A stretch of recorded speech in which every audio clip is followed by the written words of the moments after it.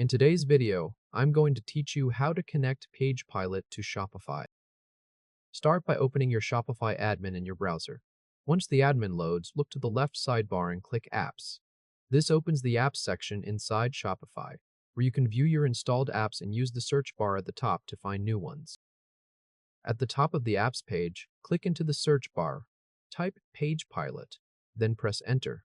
Give the results a moment to load.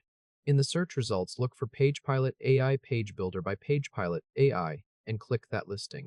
This takes you to the app page in the Shopify App Store, where you can see the app description, screenshots, and ratings before installing it. Now click the Install button on the app listing page. Shopify will redirect you to a permissions screen.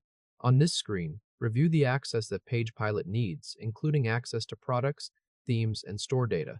After that, click Install again to confirm and continue. Shopify will then begin installing the app into your store. Once the installation finishes, Shopify may ask you to choose a plan. If that prompt appears, select the free plan. If the screen offers a free trial of the Lite plan, you can choose that option instead. After selecting the plan shown in your instructions, click the button to confirm your plan selection and move forward. PagePilot will then open inside your Shopify admin. At this point, you should see the PagePilot welcome screen or the main dashboard loading in the app area. If an additional setup prompt or a welcome message appears inside PagePilot, click through it to continue into the app.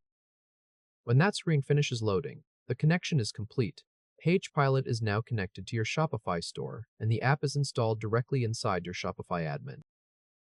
If this helped, hit like and subscribe for more quick tutorials.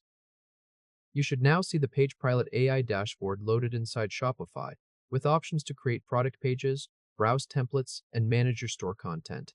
You can also find PagePilot under Apps in the left sidebar anytime you want to open it again.